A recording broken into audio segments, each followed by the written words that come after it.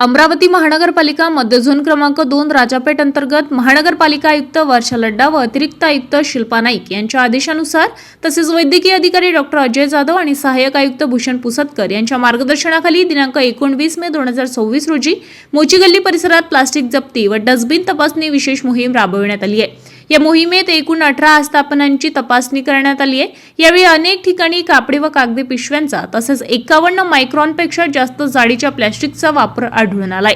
मात्र एका आस्थापनांमध्ये प्रतिबंधक प्लास्टिकचा वापर आढळून आल्याने साहिल ट्रेडर्स या आस्थापनावर 5,000 रुपयांचा दंड आकारण्यात आलाय।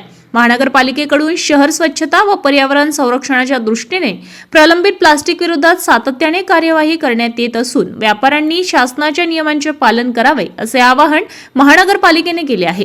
सदर मोहिमेत प्लास्टिक नोडल अधिकारी ए.के. गोहर, ज्येष्ठ स्वास्थ्य निरीक्षक श्रीकांत डवरे, स्वास्थ्य निरीक्षक प्रशांत गावणेर, धनीराज कलुसे, सचिन सैनी, अजिंक्य जवंजाळ, मिथुन वाघमारे, योगेश खंडारे, शक्ती पिवाळ आणि पवन चावरे यांनी सहभाग घेतलाय।